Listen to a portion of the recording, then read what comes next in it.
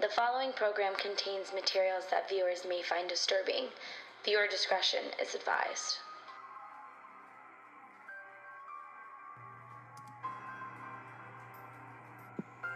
Findings as to the facts,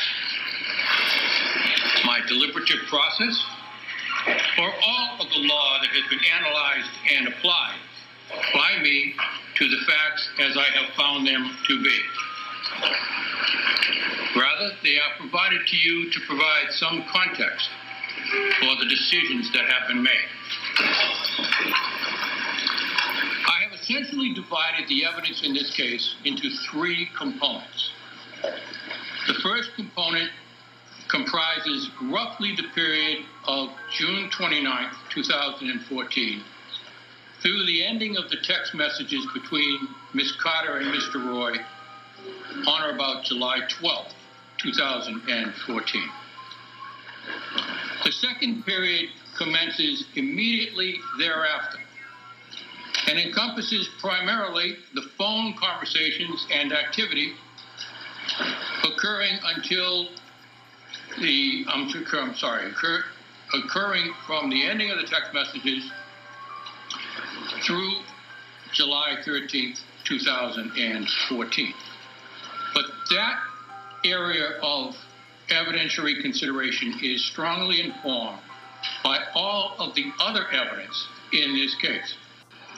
The third period is all of the evidence not encompassed in those two areas that I have just described. This court first finds that the Commonwealth has proven beyond a reasonable doubt that the actions taken by Ms. Carter as to the period from June 30th to July 12th constituted wanton and reckless conduct by her in disregard and serious disregard of the well-being of Mr. Roy. The Commonwealth has not proven as to that time period that said reckless or wanton behavior caused the death of Mr. Roy. It is apparent to this court in reviewing the evidence that Mr. Roy was struggling with his issues and seeing a way to address them, and took significant actions of his own toward that end. His research was extensive. He spoke of it continually. He secured the generator. He secured the water pump. He researched how to fix the generator. He located his vehicle in an unnoticeable area and commenced his attempt by starting the pump. He breaks that chain of self-causation by exiting the vehicle. He takes himself out of the toxic environment that it has become. This is completely consistent with his earlier attempts at suicide. In October of 2012, when he attempted to drown himself, he literally sought air. When he exited the truck, he literally sought fresh air. And he told a parent of that attempt. Several weeks later, in October, attempts through the use of pills to take his life, but calls a friend and assistance is sought and treatment secured. That Mr. Roy may have tried and maybe succeeded another time after July 12th or 13th of 2014 is of no consequence to this court's deliberations. Although some have suggested for this case that the legal principles involved are novel, that is not accurate. Whether Mr. Roy, in this case, would have taken his life at another time does not control or even inform this court's decision. When Ms. Carter realizes that Mr. Roy has exited the truck, she instructs him to get back into the truck, which she has reason to know is or is becoming a toxic environment inconsistent with human life. She is mindful that the process in the truck will take approximately 15 minutes. Whether that is a true fact is not relevant. What is relevant is that that is her state of mind based upon a text exchange between she and Mr. Roy during the period of June 30th to July 14th.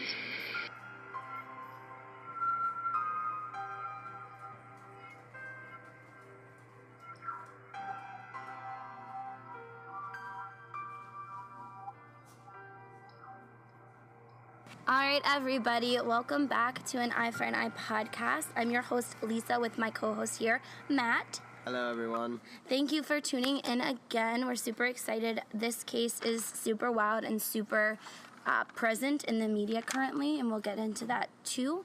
We have our beautiful other co-host here today is Hannah Jo. Hannah. Hi, guys. Yeah. Good to be back. Welcome back. Yeah, I thought Hannah would be a wonderful rendition to this one because, you know, it's one of those situations where we have three people, three opinions. What could be better?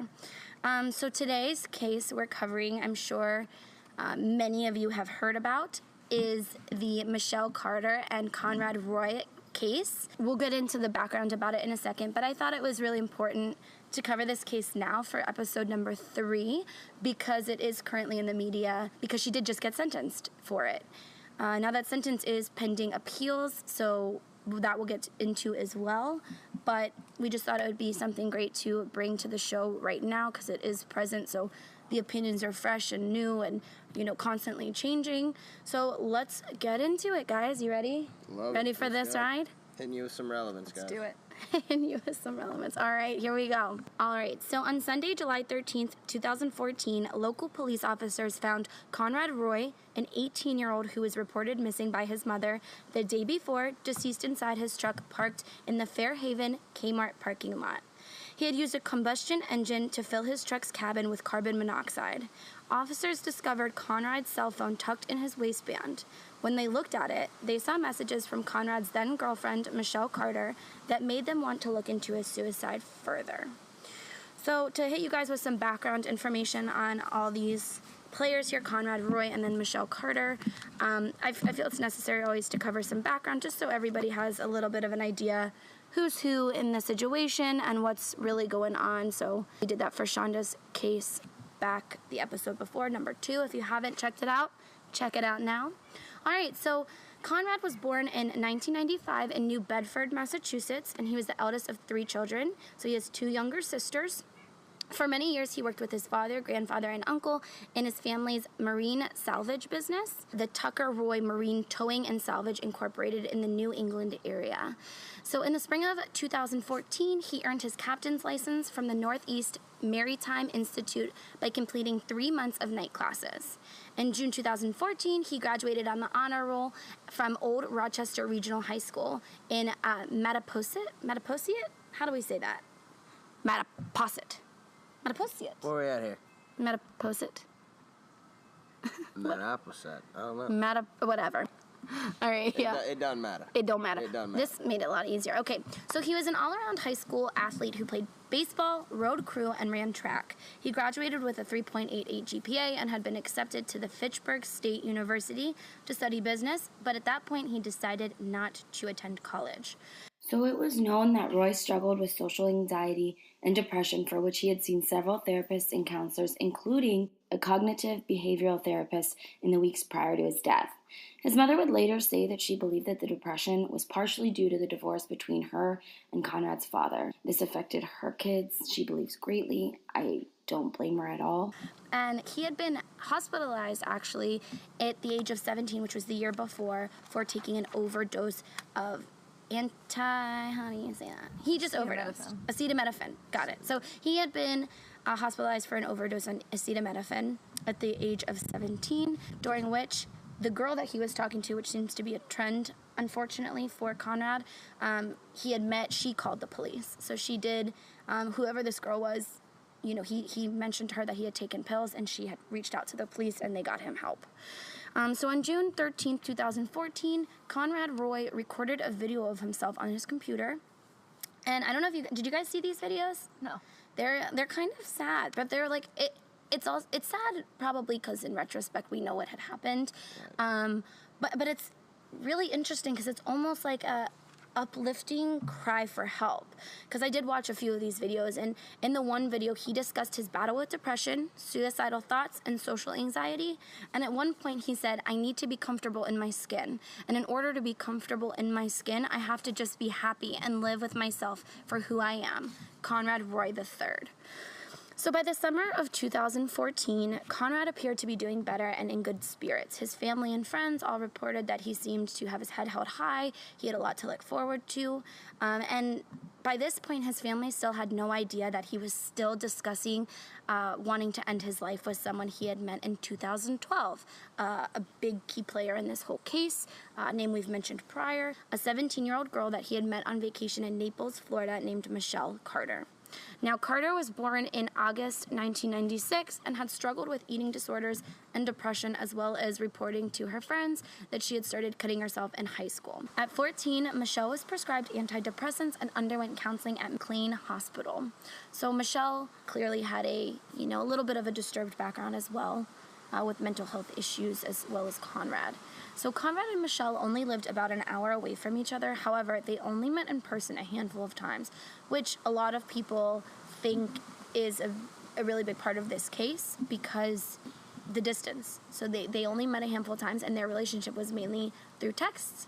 So it was peculiar to some in the older generations because their relationship was mainly lived out through texts and social media interactions. Now, we're not talking like hi, hello, texts. Obviously, we'll get into that in a minute. But they had thousands upon thousands of interactions via text, Facebook messages, different social media interactions as well. This was one of those modern relationships basically lived out on the internet which is different to people now. Like, the older generations don't understand that could be a real relationship. Right. But it is very real in our generation, you know? It is. A lot of people take those very seriously, absolutely. So Michelle had heard Conrad talk about killing himself many times before, and she always encouraged him to seek help. So this is an important part because it definitely is definitely a stretch here. Okay, so we're going to read out a lot of text messages between Michelle and Conrad, and we'll definitely give a warning before the more disturbing interactions. But as I said prior, before a certain time, Michelle was very supportive of Conrad and wanted him to seek help. So we're going to read some text messages regarding her trying to get him to seek help. And so the voice of Michelle Carter will be played by Hannah, just so we can get a little bit more of a drama feel in here. And then Conrad Roy's text messages will be read by Matt. Hello. All right, so for the first bout of text, on June 19th, and I'll be the narrator because I'm a badass narrator over here. On June 19th, 2014, Michelle texted Conrad. But the mental hospital would help you. I know you don't think it would, but I'm telling you, if you give them a chance, they can save your life. Part of me wants you to try something and fail so you can go get help. It doesn't help. Trust me. So what are you going to do then? Keep being all talk and no action and go through every day saying how badly you want to kill yourself, or are you going to try to get better? I can't get better. I already made my decision. So another text exchange, and the timeline's pretty important here because it did kind of escalate really fast. So another exchange on June 23rd, 2014, Carter discourages Roy from harming himself. How do you want to harm yourself? Something. I don't know yet. Please don't. I hate myself. I'll always hate myself. I'm never going to view myself as good. I'm so far behind. What is harming yourself going to do? Nothing. It makes it worse. Make the pain go away, like you said. It will make the pain go away temporarily, but when you're done, you'll just regret it and feel even worse. Although in the beginning, Michelle seemed to always want to help Conrad, some things seemed to shift in the following weeks. So instead of trying to talk him out of it, investigators found that she started to help him come up with ways to actually end his life. We'll discuss a little bit more about why we think this had happened. Our opinions and thoughts, nothing is ever confirmed. She hasn't spoken out about these exchanges, and obviously Conrad is no longer here to do so. So these are actual text messages exchanged between Conrad and Michelle. And just so everybody knows, everybody listening, the following texts some listeners may find disturbing, so please be advised if talk of suicide or anything of the matter, self-harm, upsets you, this is probably a part you want to jump over. So on July 4th, 2014, a week before Conrad Roy's death, Michelle Carter sent him a series of angry texts after a failed suicide attempt the previous night. Hey, sorry, I just took sleeping pills and fell asleep. So it didn't work? That's such a lie. You said you wanted this bad. I knew you weren't going to try hard. I feel like such an idiot. Why? Because you didn't even do anything. You lied about the whole thing. You said you were going to go to the woods and do it. And you said things that made me feel like maybe you actually were serious. And I poured my heart out to you thinking that this was going to be the last time I talked to you. And then you tell me you took sleeping pills, which, first of all, I know that's a lie because already you said you wouldn't get enough. And I don't know how you would have got them. I'm just so confused. I thought you really wanted to die, but apparently you don't. I feel played and just stupid. Don't. I found out a new plan, and I'm gonna faux it tonight. Yeah. That's what he said. Can't lie. Straight from Conrad. All right. Straight out of Conrad. I don't believe you. You're gonna have to prove me wrong because I just don't think you really want this. You keep pushing it off to another night and say you'll do it, but you never do. Okay. Okay, what? I'll prove you wrong. What are you planning on doing? Poison would work. Carbon monoxide or helium gas. I want to deprive myself of oxygen. Don't feel like an idiot. It's gonna happen. Tonight? Eventually. Cute. Haha, I love you. See, that's what I mean. You keep pushing it off. You just said you were gonna do it tonight, and now you're saying eventually. All right, so on July 7th, 2014, Carter tells Roy how she would handle the situation if it was her feeling these feelings. If you were in my position, honestly, what would you do? I would get help. That's just me, though. When I have a serious problem like that, my first instinct is to get help because I know I can't do it on my own. Later that day, however, Carter and Roy discussed the best way for him to produce carbon monoxide. Well, there's more ways to make CO. Google it. Ways to make it. Oh my god. What? Portable generator, that's it. On July 8th, Roy seems less determined to go through with their plan, and Carter definitely picks up on that. So, are you sure you don't want to kill yourself tonight? What do you mean, am I sure? Like, are you definitely not doing it tonight? I don't know yet. I'll let you know. Because I'll stay up if you want to do it tonight. Another day wouldn't hurt. You can't keep pushing it off, though. That's all you keep doing. So, as you know, you can see through these text messages, there's a lot more that we're going to get into here in a second, but they just get darker and darker, and it almost seems, I don't know what you guys feel, but it almost seems like she's taunting him. Yeah. Like she's like calling him a baby, kind of, without actually saying like, oh, you're a baby, you know, you won't do it, prove me wrong, you won't do it. So she definitely eggs him on here. yeah, so let's get into it some more. So on July 11, 2014, Carter sends Roy her opinion about using a generator in the truck as opposed to a water pump. Well, in my opinion, I think you should do the generator because I don't know much about the pump, and with a generator, you can't fail. So from July 4th to the 12th, there was a series of messages that went over a span of 9 days. Now, they're brief cuts in the time frame, but they didn't give the specific times on the article that I was reading that I got these text messages from. So the little breaks, I'll say break. Should I say break? Does that sound stupid? What should I say to say that it's a different day? Next day? Yeah.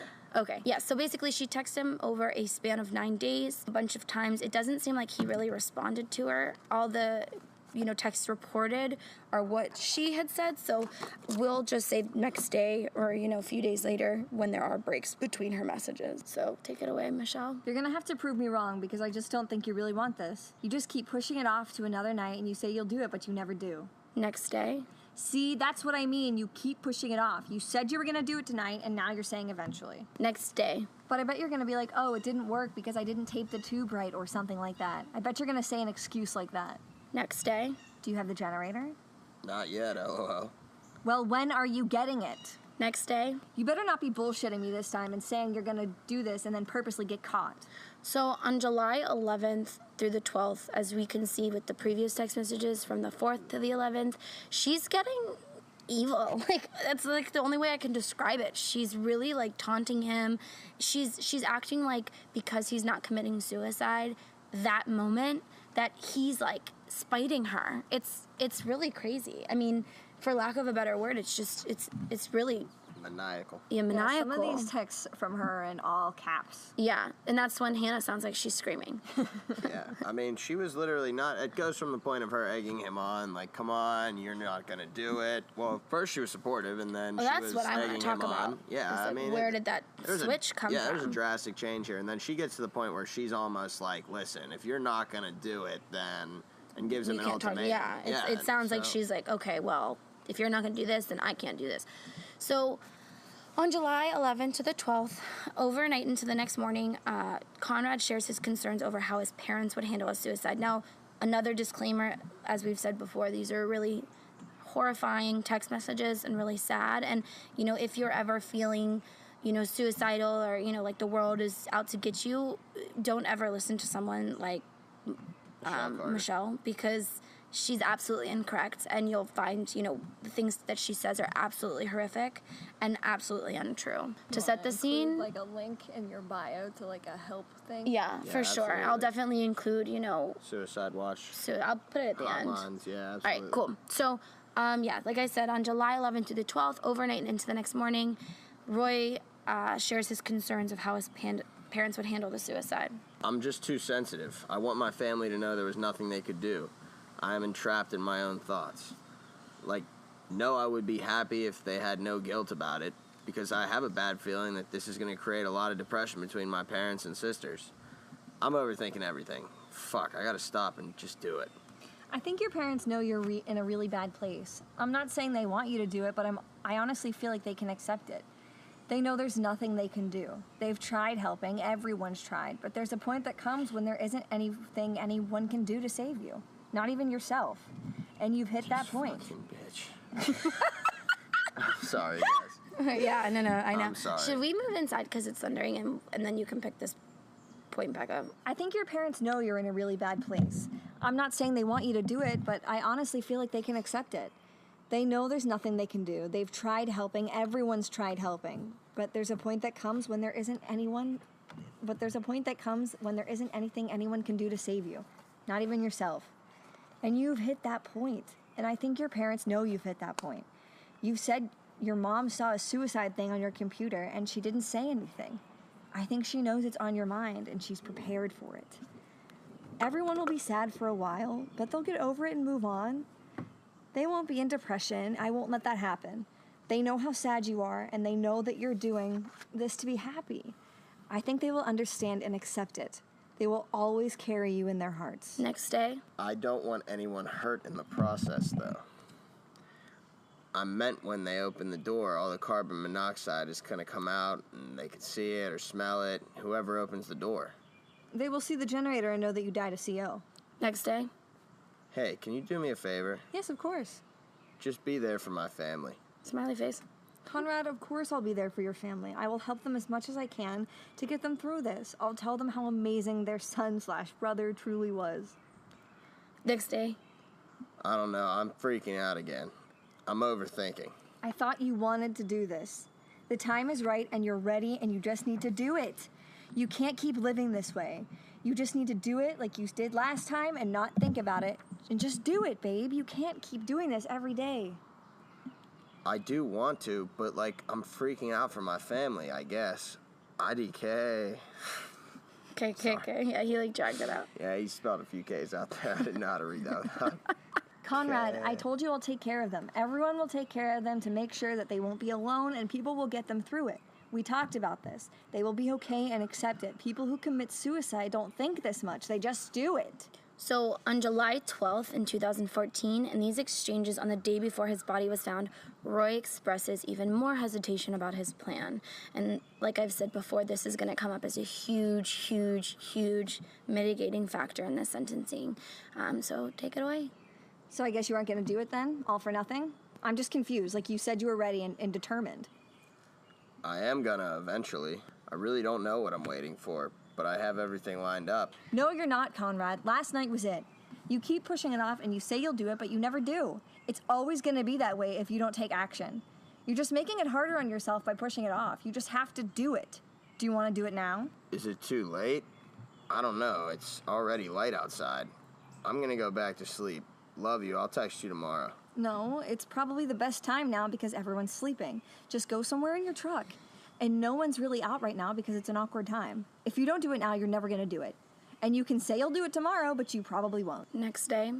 You just need to do it, Conrad, or I'm going to get you help. You can't keep doing this every day. Okay, I'm gonna do it today. Do you promise? I promise, babe. I have to now. Like right now? Where do I go? Frowny face. and you can't break a promise, and you just go in a quiet parking lot or something. All right, so those were the main slew of text messages between Conrad and Michelle.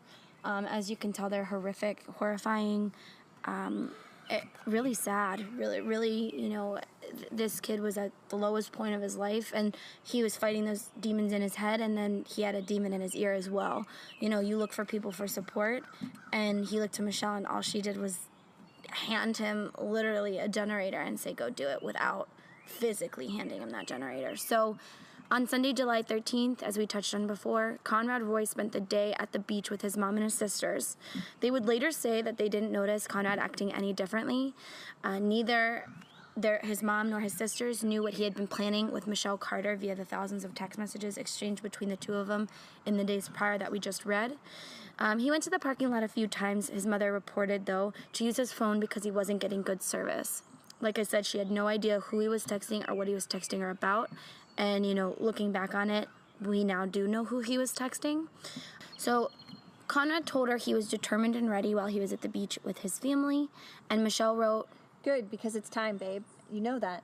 When you get back from the beach, you've got to do it. You're ready, you're determined. It's the best time to do it. And Conrad agreed. So when Conrad got home from the beach, he let Michelle know he was home, but that he was stressed out, again seemingly having second thoughts about going through with their plan. Michelle assured him he would be fine and it would be okay, and these were more text messages exchanged between the two of them that day. I believe in you. Did you delete the messages? Yes, but you're going to keep messaging me. Michelle wrote back, I will until you turn on the generator. Conrad let Michelle know that he was going to take his little sisters out for ice cream and that he would do it when he got back. He texted her when he arrived back home and that, again, he was procrastinating. She let him know it was time and he agreed. So at about 6 p.m., Conrad told his mom he was going to his friend Ariana's house. She asked him if he would be home in time for dinner, and he said he didn't know. She asked him to keep her updated. So Conrad pulled his black pickup truck into the Kmart parking lot in Fairhaven. He texted Michelle and wrote, okay, I'm almost there. At 6:28 p.m., Conrad called Michelle, and they talked for about 43 minutes. At 7:12 p.m., Michelle called Conrad, and their phones connected for 47 minutes, marking the last time Conrad's phone was ever used. So now let's get into the trial, and then we'll talk, eye for an eye. Mm-hmm. So according to the prosecution, Michelle Carter wanted attention so much that she used her 18-year-old boyfriend as a pawn in her sick game of life and death. Carter, who was 17 when Roy died, was craving attention and sympathy and used Roy's death to get noticed among friends as the grieving girlfriend, Bristol Assistant District Attorney Mary Claire Flynn said during the opening arguments. Carter even pretended that Roy had killed himself 2 days before his suicide, Flynn said. During what Flynn called a dry run, Carter texted her friends that Roy had gone missing despite talking and texting with Roy the same time. So she knew the whole time that he wasn't dead, but yet for whatever reason, 2 days before he actually killed himself, she told her friends that he was missing and had probably killed himself. She texted her friends, Conrad's missing. They can't find him anywhere. I'm losing all hope that he's even alive. Quick little disclaimer, when we originally recorded this, we were outside trying something new because my dogs get a little rowdy, and it started thundering and lightning and raining, and so we moved it inside. I didn't realize when we were recording this that the acoustics in my dining room are way different than outside. Obviously, I should have realized that, but here's a little quick disclaimer why it sounds so different. So continue enjoying the show. All right. She also asked Samantha Boardman, who is one of her good friends, if there was any way a portable generator could kill you somehow because Roy had told her he was getting one from a store. I really didn't think anything of it, but he didn't go to work today, so I don't know why he would have got that stuff. She told her friends that it was her fault that he had killed himself with carbon monoxide, Flynn said. Carter even lied to her friends about being in touch with Roy's mother during this time. Prosecutors used this to pose the question, did Michelle convince Conrad to kill himself so she wouldn't be seen as a liar and a fraud to her friends? Because mind you, this is before he actually did commit suicide. She had told her friends that he had committed suicide, which I think is batshit insane. But that's just me. On the day that she lied to her friends about Roy missing, she also texted Roy writing, well, in my opinion, I think you should do the generator because I don't know how much about the pump, and with a generator, you can't fail. She continued to deceive Boardman, again her friend, about Roy's whereabouts a day before he killed himself, writing, I was supposed to save him. He needed me. I let him down. I should have known what he's saying was suspicious, and I should have called his mom or someone. I could have prevented this. She added, Just in case something did happen, I'm thankful that our last words were, I love you. God forbid if anyone ever has to read my text messages in a court case, because, like... It's fine. Yeah, you don't even want to know what I'm saying. I send the weirdest stuff to people. They're like, what? The amount of time someone's going to have to read ducking is going to be really Ducking, crazy. mine are just like, That- fuck. Correction with a little, asterisk at the end, like, my bad. You know what I meant. What? What? Fucked up. How many times do I send you a message with, like, 50 A's? Like, Oh, what? yeah. Like, I just want to see someone read that back. Seriously? Like, what? Like Valley Girls. Alright. Again, I don't want people to forget that this was before he actually killed himself. So she's acting as if this has already happened. And so that's what I was saying. Prosecutors think that that could be part of the reason she actually did convince him to do it and was, really, really kind of forceful about it, because she had already told people that he did it, and she didn't want to look like a liar. She didn't want to look like she was, making things up for attention, which clearly she was doing. Because who says, that's like me texting Matt saying, oh, Hannah just died, and Hannah's alive at my house. That's what that is. That's crazy. And what other reasons would you do other than your brain's not right and you want attention? Right. What other reasons? I just don't know. Do you know why you would never text anyone that? I probably wouldn't even text someone that regardless. But so Carter asked Roy when he was going to kill himself more than 40 times, they said, in the trial. Think about that. Let me just pause on that. Ask this dude 40 times when. And this is someone struggling with a mental illness. Yeah, clearly depression. Her threat was that she was going to get him help. That was the threat that she resorted to. Yeah. I'll get you help if you really want me to. Yeah. Maybe that would have been a good course of action from the outset. I don't know. 40 times, that's a lot. So 40 times. Yeah. So she reasoned him out of his reservations, and she mocked him when he chose to delay his death, is what Flynn was using as evidence against Michelle Carter. She talked him out of his doubts point by point, and assured him that his family would understand why he killed himself, which we prefaced during when we were reading that part that is absolutely untrue. Is that just the vibe going on here? Yeah, so guys, just want to point out that we're sitting in my dining room, and the lights just flickered. So We lose power. Conrad's We'll with be us. back. Conrad's with us. What's up, man? That's horrible. Yeah. Oh! No, I'm leaving this in here. That needs to That was cool, The yeah. lights fucking flickered as I said that. I Hey, shit you not. The If lights any just of our victims ever want to come visit us during one of our podcasts, we'd love to have you. I promise. God, we're on your side, buddy. We're on your side. Yeah, trust me. Sign up for this. I'm coming home. Hannah's like, I'm not on that side. I want to go the other side. Wow, that was wow. That was cool. Okay, so we invite you As I to visit. said that too, what are the odds of that? It is storming, mind you, but we do want to point out that we didn't ask for the to happen. But it that was happened pretty as wild. I said it. Yeah, the That timing shit. was no coincidence. Let's say Okay. that. Alright, so anyways, so on the night he died, Roy drove his truck into the parking lot of the Kmart, and at one point, as many of our text messages suggest, he did get out of the truck, scared about what he was planning to do. And during phone calls and messages with Carter's, she told him to get back in, which we'll read in a second because we do have the exact text, because she texted that to Samantha Boardman at the time of his, this. Give me a second. So full disclosure before we go on, my mom was sitting in the kitchen talking to us, and we said Conrad's name again, and the door flung open. Now, as Matt said, there is a storm going out right now, going out forever. But it was a little bit more than I coincidence. want to say that Lisa's first passion might be true crime, but her second passion is ghost stories. So this has just been a great day. This has been fun. We're actually having a seance. We're not even doing a podcast anymore. We're just trying to contact Welcome.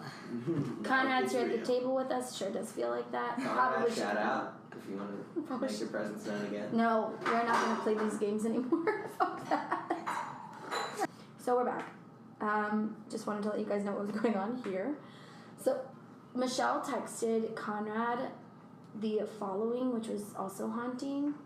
Yeah. I'm not going to sleep until you are in the car with the generator on. After ordering him to get back in the car, she listened for 20 minutes as, quote, he cried out in pain and died, Flynn told the court. She did not call the police.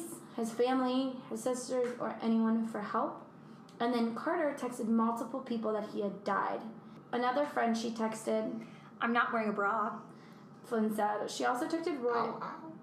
She texted Roy's 14-year-old sister asking her if she knew where her brother was. All right, in an interview of 48 Hours, Conrad's sister Camden said that on the night of Conrad's death, she received a text from Michelle Carter saying, Hey Camden, it's Michelle Carter.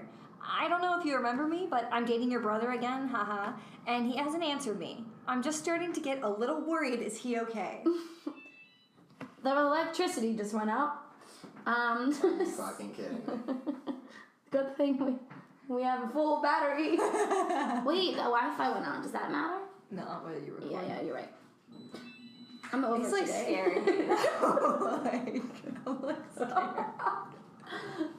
I mean, there is a storm going on, but we are talking about crime assets going on. What are the fucking odds? It's getting to be more than a coincidence, though. Yeah. The fifth time you mention his name, the power goes out. Like I said, is he okay? And the lights went out. Yeah. We're actually, like I said, we're doing a seance here. Someone please send us a smudge stick in the mail. I will P.O. box that up. I'll find a P.O. box. Just get a random P.O. box. You could just send it to Lisa's house. Yeah, because most of you will probably. Just send me a smudge stick, please. So, soon after his death, Carter texted several of her friends, as we've mentioned, that she was on the phone with Roy for 20 minutes as he died and that she heard sounds of a motor running and moaning. In the message to Samantha Boardman, Carter pretended that she did not know he was going to use a generator to kill himself. I'm so fucking stupid. She told Boardman after informing her of Roy's death. The generator he got the other day, I think that was the noise I heard. I think he poisoned himself with it, and it's all my fault because I should have known he was going to do that, and I should have stopped him. So evidence does show that Carter and Roy exchanged several text messages and had 2 phone calls that night he died, which we did talk about. The 43-minute and the 47-minute phone call. So during the trial, Michelle Carter's friend, as we've mentioned, Samantha Boardman, read a text that she had received from Michelle in September 2014. And this is where I think the whole case centers around. So, Hannah, take it away. Sam, his death is my fault. Like, honestly, I could have stopped him. I was on the phone with him, and he got out of the truck because it was working, and he got scared, and I fucking told him to get back in, Sam, because I knew he would do it all over again the next day, and I couldn't have him live the way he was living anymore. I couldn't do it. I wouldn't let him. So, Boardman was among several of Carter's friends and acquaintances who took the witness stand on the second day of the involuntary manslaughter trial in Taunton Juvenile Court. So they are charging her, well, now we know they are charging, the charges brought against her was involuntary manslaughter, which, Matt, if you want to bring up what that means. What's involuntary manslaughter? Involuntary manslaughter, I can tell you, is actually where she doesn't intend for the person to die, yet her actions directly led to that person's death. So in this case, she was inciting his death by encouraging him to kill himself, but we can't actually infer whether or not that was her intent or if she was just trying to egg him.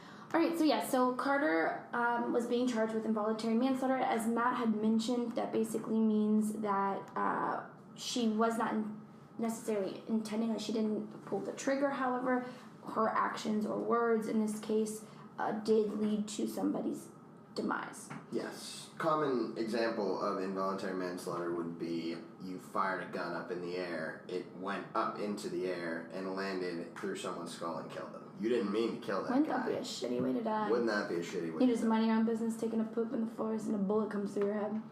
Bet you that's happened. Bet you that's happened. I'm sure it has. It's crazy. Yeah, at least, Well, we'll talk about that in a second, because I don't know if this was very involuntary.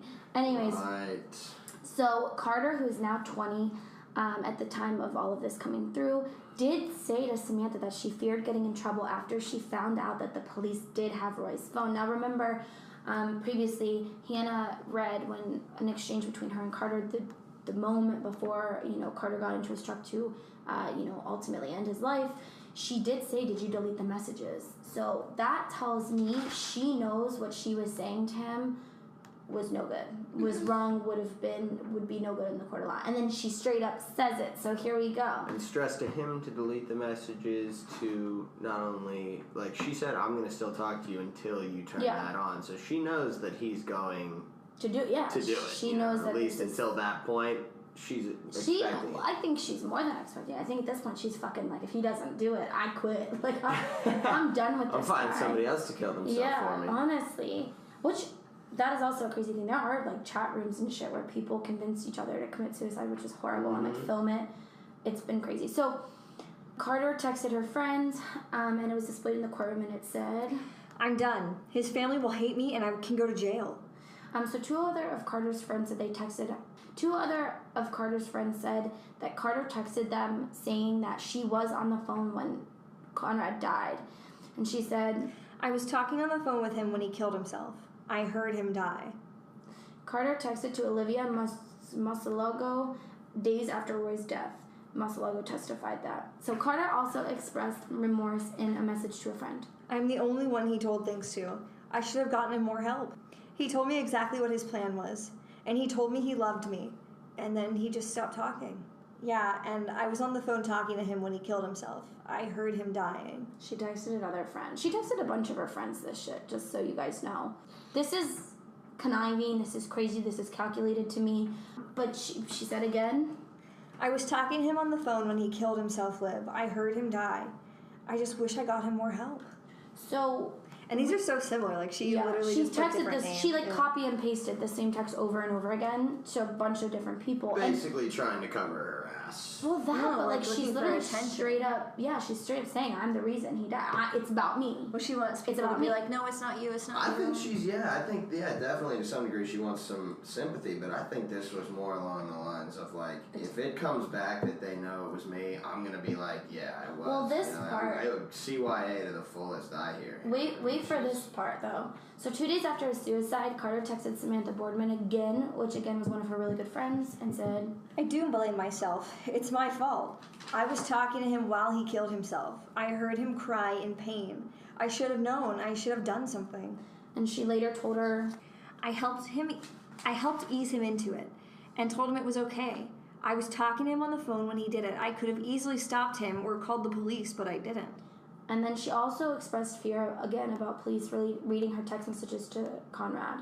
So in a text to Samantha, she said, Sam, if the police read my text messages with him, I'm done. His family will hate me and I can go to jail. so this part shows that she, one, knows 100% what she did. Mm-hmm. She knows the consequences of what she did. And she knows the evidence that they could use against her to convict her. And that tells a whole other story. Now, this next part speaks to the attention whore within Michelle Carter. Sorry for the whore part, but that's like the common phrase, an One attention whore. appropriate. Yeah, Plot. it's an attention whore. That's like the phrasing. Attention-seeking hoe bag.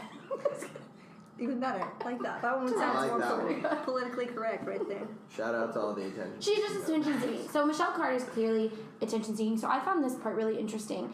After the thousands of texts between Conrad and Michelle were released, many found that some of Michelle's quote-unquote grieving texts were actually word for word quoting an episode from the popular television show Glee. As BuzzFeed originally reported, many of their readers pointed out after they did a story on Conrad Roy's death and they released a lot of the text messages, they pointed out that portions of the texts were almost word for word from an episode of Glee, which is a television show. And the lead actor, Corey Monteith, passed away from a drug overdose. And the cast of Glee did an episode Called The Quarterback. called The Quarterback, covering his death and kind of saying goodbye to him on the show. Yeah, and that aired on October 10th, 2013, and it was a memorial episode for him, which was super, super, super sad because in real life, another main character on the show, Leah Michelle, who played Rachel Berry, who was dating Corey Monteith in the show, and also in real life, it was a very emotional episode, and it wasn't just for the show that they did this, it was for him in real life because this was a real relationship in real life as well. And so, like I said, a lot of people realized that texts that were released from Carter to her friends were identical word for word to what Leah Michelle says in the show in regards to her late boyfriend, Corey Monteith.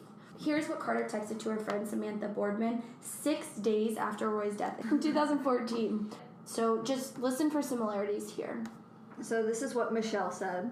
I had it all planned out. He was going to graduate Fitchburg, and then when I graduated the college I'm going to, we would live happily ever after on the ocean somewhere with our son Conrad IV. He knew too, I didn't have to tell him. Now it's going to be something different, maybe something better, but I just don't think that that's possible. He was my person. So the day after this text to Boardman, Carter messaged another friend, Olivia, who we mentioned earlier, that pretty much the same thing, but here's what she said. I just had it all planned out with Conrad. Now I have to do something different, maybe something better. I just don't think that's possible. He was my person, you know? This girl just likes to copy and paste her sob story to people to get their attention. That's what I think. So, like we said, this is almost word for word what Rachel Berry, played by actor Leah Michelle, talks to her former teacher Will Schuester in the show Glee about the future she had planned with the late Finn Hudson. So Rachel said, I had it all planned out. I was going to make it big on Broadway and maybe make a Woody Allen movie. And then when we were ready, I would just come back and he'd be teaching here and I'd walk through those doors and I would say, I'm home, and we would live happily ever after. And Will said, that's a good plan. Did you tell him? I didn't have to. He knew. And now what? I don't know. Something different. Maybe something better? I don't think that's possible. He was my person. So, BuzzFeed News reviewed numerous text messages between Carter and her friends that were released during the trial, like we said, and found other instances, not just the one above, where Carter, while discussing Roy's death, appeared to draw inspiration from Glee quotes and Michelle's comments about Monteith after his death. The scene between Rachel Berry and Will Schuester from the memorial episode made several appearances in Carter's text, as you just saw. In the same conversation with Samantha Boardman that Hannah read above, Carter said, one of the hardest parts is feeling like I'm going to forget everything, and I don't want to. I can still hear his voice so clearly. So in The Quarterback, which again is that memorial episode to Corey Monteith, Rachel says to Will, I can still see his face, and I can hear his voice so clearly. Do you think I'll ever forget it? Because I'm afraid that one day I will. In a text message to one of Roy's friends in August 2014, a month after Roy killed himself, Carter used a line from the show to describe their relationship. We were endgame. We both knew it. He didn't need to tell anyone that. So in a season 4 episode of Glee titled I Do, Finn tells Rachel, we're endgame. I know that and you know that. In one text message to Samantha, days after Roy's death again, Carter wrote, he was the greatest man I ever knew and literally lived every day feeling like the luckiest girl in the world when I had him. And so this one was interesting because it wasn't directly from the show, but it was from a December 2013 interview on the Ellen DeGeneres show. Leah Michelle had this to say about Monteith. Listen for the similarities here. I was so happy. He's such a private person, and I literally lived every day of my life feeling like the luckiest girl in the whole world. I just thought he was the greatest man. I remember that interview. I cried like a baby. I love Corey. I cried like a baby. We share a birthday. I remember reading the article about him after he died. I was like, wow, did you guys see Leah Michelle's Teen Nick or whatever the hell the... Oh yeah, all of it. The song she wrote about it. Okay, so some of Carter's text messages also suggested that she was a big fan of Leah Michelle. Before Roy's death, she told Samantha that Leah Michelle was her favorite person ever and urged her to listen to a song that Michelle had recorded about Monteith's death, which is what we were just talking about, if I keep that in this podcast. I want you to listen to this song. It's called Cannonball by my favorite person ever, Leah Michelle. Haha. Just listen to it. It will help you. It's helping me. And that's what she texted Samantha, and she also added in that she's been my inspiration and stuff. Lately, I love her. Haha. She's the actress on Glee. Carter also appeared to draw inspiration for how other Glee cast members described Monteith after his death. In text messages to Roy's mother, the day after her son's death, Carter referred to Roy as a bright light and a beautiful soul. Now, Glee actor Jane Lynch, who plays, what's her name in the show? Shit. Sue Sylvester. Yes, Glee actor Jane Lynch, who plays Sue Sylvester, used both of those phrases above to describe Monteith in the moments after he died. She said, Corey's one of the biggest hearts and a real bright light. And she said that on The Tonight Show in 2013. And while hosting the Emmys in September 2013, she paid tribute to him in a segment saying, Corey was a beautiful soul. He was not perfect. So for weeks after his death, Carter sent text messages of concern, consolation, and love to Roy's family, his mother. Lynn Roy Conrad's mother testified in court that weeks after his death, Carter sent text messages of concern, consolation, and love to Roy's family during all of this. And Carter also posted about his suicide on Facebook, and the quote-unquote floodgates of support for her opened. Flynn said she became important, the grieving girlfriend. And I thought another interesting point that I actually didn't note down here, is she asked Conrad to tweet about her before he killed himself, so she would be the last person he talked about on his social media account, which I thought was really interesting. After planning a fundraising baseball game to honor Roy, Carter wrote in Facebook, "LOL, I'm famous," is what the prosecution had said in court. So let's get down to the sentencing. So we've heard all the crazy text messages, all the wild, coincidences where clearly it just doesn't feel like they're genuine thoughts and feelings. She's plagiarizing other people's grief. Right.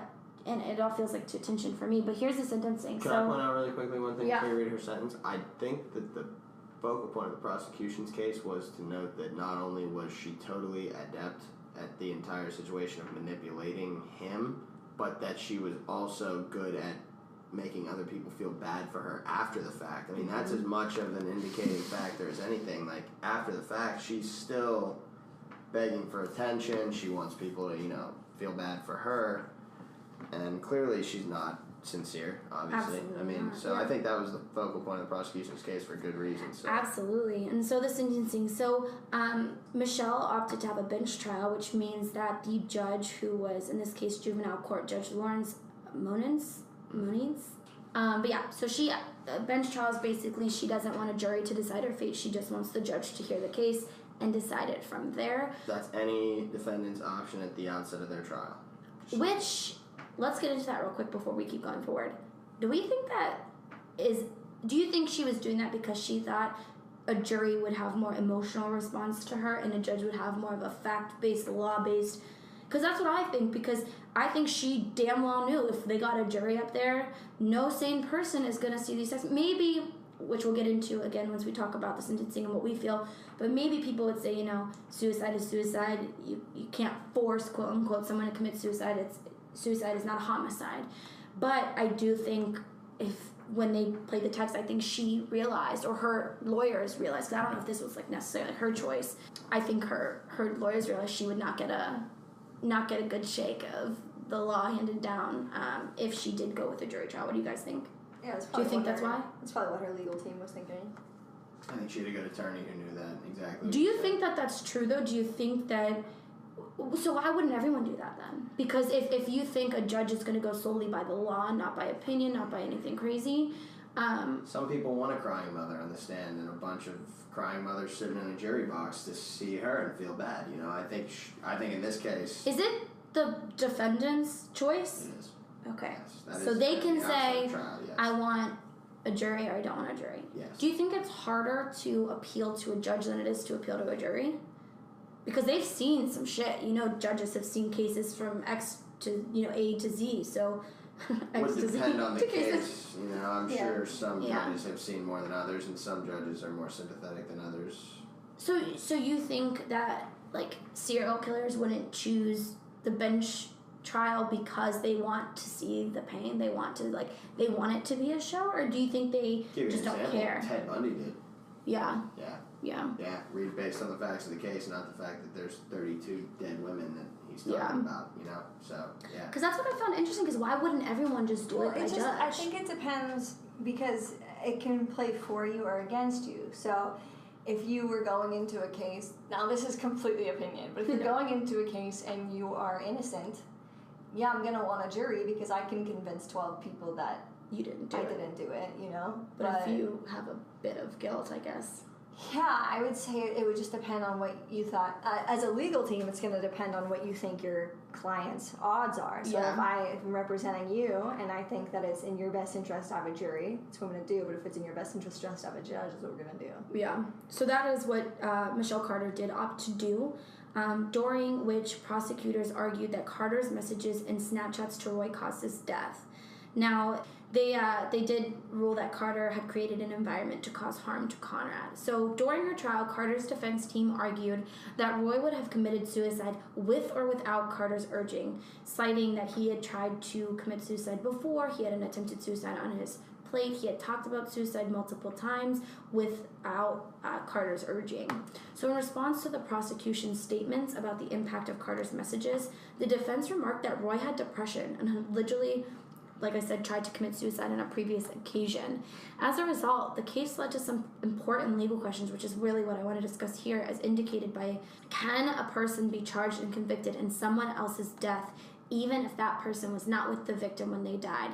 And can a person be found guilty of killing someone based solely on what she said in text messages?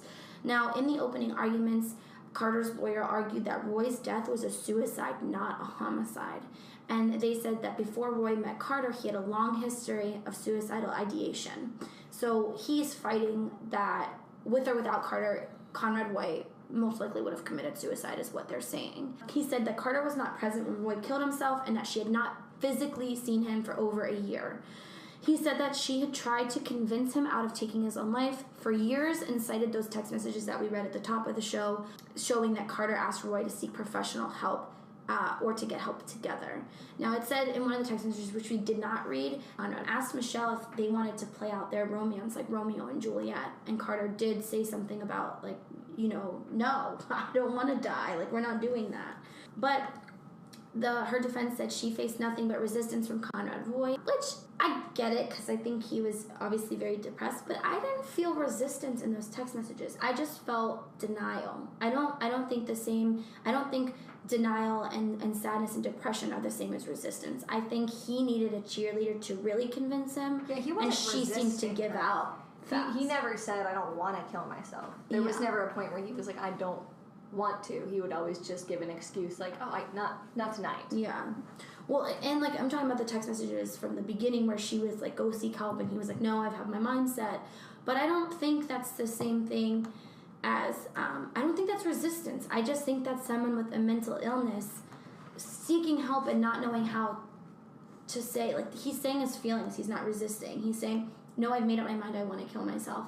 That's not resisting getting help. That's just saying, I don't know.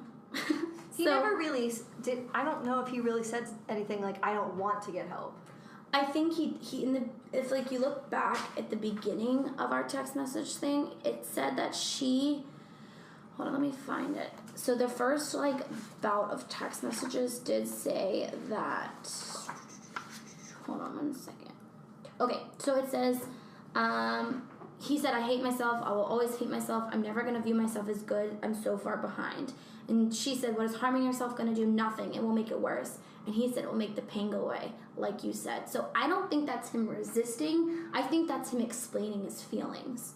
And I think that's very different, because when you're a depressed human being, which, I've been there, I know I have a lot of friends who've been there, it's very different than saying, no, I'm not going to get help, I'm not going to try. And he did say, I think, in those beginning text messages that he's been there, done that kind of thing. Yeah, he saw lots of counselors. Yeah, but I don't think that was him resisting. So anyway, so they also cited that Google searches from Roy's computer included committing suicide makes you happy, showed that he was a suicidal person and wanted to end his own life. Conrad Roy even acknowledged that Michelle Carter didn't have an influence on him, is what the defense was saying. They said he was on a path to take his own life for years, citing that he did try to attempt to take his own life before July 2014. They also pointed out that Carter herself had mental health issues, which we talked about again at the top of the show, at the time of Roy's death. Now, he said that Carter was going through her own struggles and that she was cutting and suicidal. And there were text messages, I don't know if you read these, I didn't put them in here because I just thought they were unnecessary because I didn't really care, to be honest, about her telling her friends that she feels like she has no friends and that she's nobody wants to, someone said, oh, but you're so pretty, and she's like, but pretty girls get invited to parties, and I don't get invited to parties, I sit in my house and do nothing. So she was clearly depressed, but there's a lot of people that are depressed that don't convince other people to kill themselves. So Carter told a counselor that she was struggling and felt overwhelmed because she had a boyfriend who had no support, according to the defense. He said at the time of Roy's suicide, Carter was also taking antidepressants, SSRIs, which had side effects including irrational thinking, irritability, becoming frustrated, and lashing out. Now, I know that was a big part of the defense's case. They tried to blame it on the drugs that Carter was taking, they did say in the trial that it made it like she was intoxicated, like she was drunk and just had no, which I don't know, because I've never taken antidepressants, so I don't know myself, but I do know medications can make you fuzzy, can make you irrational, but I still don't think that makes you convince someone to kill themselves. They said that this was a 17-year-old dealing with her own mental health issues. But the defense mentioned when Roy was in his trunk, he didn't call 911 or his mother. He called Carter because she was his support. Now, that is to say something, but I think she was in his head. She was the one who he was talking to about all of this. You don't normally call your mom and say, hey, I'm going to commit suicide today. Well, especially because he hadn't been talking to his mom about any of it. His Exactly. mom didn't know. Exactly. You don't Mom's in the just... dark. Suicide people, if talk to anyone, they're going to talk to their friends. I don't think they're going to reach out to, their, family members, because of course they would put them in a hospital, or I would hope that they would. So in a text, Roy thanked Carter for being the one person who understands him, because everybody just wants him to live, and he doesn't want to live. He thanked her for understanding what he thinks. He said in Roy's own words that he dragged her into this, and that she was 30 miles away when he killed himself. He said this was a suicide, a sad and tragic suicide, but it was not a homicide. Now, Monen's ruling signifies that, at least on a legal basis, he believed that the answers to both of those questions were yes. So, can someone drive? Should someone be held accountable for if you commit suicide? But the evidence used to justify the ruling was extremely complex. In order to arrive at an involuntary manslaughter charge, the prosecution essentially needed to prove that Carter's words killed Roy. Furthermore, Massachusetts, where the trial took place, is distinct from many other states because it does not have any laws preventing people from encouraging others to commit suicide. And I found that interesting because I didn't know that other places do have laws of assisted suicide, not for medical reasons, but in this kind of case. And so much skepticism regarding the verdict seems to be rooted in the fact that Carter was not physically there at the time of Roy's death. However, Assistant District Attorney Katie Rayburn delivered a statement suggesting that technology has changed what it meant to be present in another person's life. And so we'll go over that in a second because I think that's really, really important. But Judge Lawrence Mones of Massachusetts on Thursday sentenced 20-year-old Michelle Carter to a 2.5-year jail sentence. Now, Thursday was yesterday. As we were recording this was yesterday that she was sentenced to a 15-month jail sentence. And they did say, 2.5-year jail sentence. And they did say only 15 months of that is actually have to be spent behind bars. Now, there was an update in that obviously her defense team is appealing this. And so she does not have to physically go to jail until the appeals process is done, which I think is kind of interesting. Mm-hmm. So an eye for an eye is all about whether or not we believe the sentencing was either too lenient, too harsh, unjust, etc. Because as I've said a million times, there's so many cases where I'm just baffled by the ruling, whether it be too lenient, too harsh, whatever the case may be, whatever side of the spectrum I'm on, I'm always, curious about how these end up the way they end up. So due to this being a popular case in the news right now, I posed the question on my Facebook to my friends, is the sentence fair? Is it too harsh, too lenient? It's always been interesting to talk about whether or not bullying or texting or convincing someone that they should end their life should make you accountable in the end. And I know 13 Reasons Why just came out. For those who are unfamiliar with that, it is a Netflix series that was based on a book regarding a girl who committed suicide and left behind 13 tapes. Literally giving the reasons why she ended her life. And they had to do with sexual harassment, bullying, rape, what else was there? Just friend drama. Yeah. There was just all reasons why other people should kind of be held accountable for what she did. So I thought that this was really interesting. And like I said, I did pose it to my Facebook friends, and I will get into those in a minute. But let's talk about what we feel real quick. So let's talk about it. So the questions that I want to pose to everybody is, do you guys think this case will change the way bullying is punished by law? Well, let's smash that question first. Honestly, do you can I think answer the bullying question? should be punished? Can I answer by the law? question? No, I don't think it will change. But do you think it bullying should is be? punished. Yes, I do. Okay. But So do you think you think you think bullying should be punished? when it gets to the point of escalating to violence, yes. Mm-hmm. I also Do you think it should be punished before it gets to that point, though? Not necessarily, no. So we have to wait. It's like attempted murder. You don't get a harsh jail sentence until you actually commit the murder, right? It's not true. You can be charged with attempted murder and spend 10 years in jail. Yeah, but a lot of cases they don't. They spend 6 months in jail and then get out, or some stupid sentence and then they're out of jail. Here's what I'll say. Bullying, unfortunately, is part of being a kid. It's just the way kids are. You can try and tell them not to. You can punish the kids that do it. At the end of the day, it just kind of happens. If a kid walks into class with gum in their hair, people laugh at them. It's not, I'm sorry, it's just human nature. Like, I was bullied as a kid. I don't know if you guys remember what I looked like as a kid. I was short, fat, and had glasses, and was super nerdy, and walked around saying weird shit, making up my own phrases. I'm not even joking. Like, No, I know. Well, I've experienced bullying. My brother was severely bullied. Your Our house brother was- is a good example, right? Our house was vandalized every single day of the week. Like, Here's it the was thing. horrible. Here's how I look at that. It never, for me, got to the point of physical violence. I hope No, for your no, brother no, it it didn't. didn't, no. Okay, your brother is very successful now. I look at myself, I'm far more successful than most of the kids that used to bully me. One of the kids that used to bully me is now one of my best friends on the planet. One of the most guilty culprits of all time is now one of my best friends. And I love to remind him of it every time I see him. We'll have to Because talk I about tell that. him. We won't say names. So I We don't won't know mention this. names. I was like, who's that? He's gonna hear the podcast, you know who I'm talking about. I'll say it afterwards. But literally, it's like, I think as a kid, it's unfortunately just part of growing up. You sort of have to develop thick skin, especially going through high school, man. I mean, like, honestly, the world is tough enough. Kids are harsh on each other. When you go into class every day and you're already worried about school, nobody wants to have to think, oh my God, am I wearing the right thing today? Mm-hmm. But unfortunately, that's a reality of life. Do I think that Michelle should be punished for being as... Do you think she was bullying him? Do you think it would be Yes. considered bullying? Yes, absolutely, absolutely. I wish somebody would have caught on to this sooner. But I also want to hold Conrad somewhat responsible. Is that fair to say? Say what you gotta say. Can we hold him responsible? Say what you gotta say. It's honestly, opinion, at baby. what point did you not realize that this girl doesn't have your best interest in mind? Clearly, he's sick, and I feel for him in that regard. He's obviously sick. He obviously was going through some serious depression issues. But, I mean, at what point do you look at your phone and be like, okay, this girl's telling me to kill myself?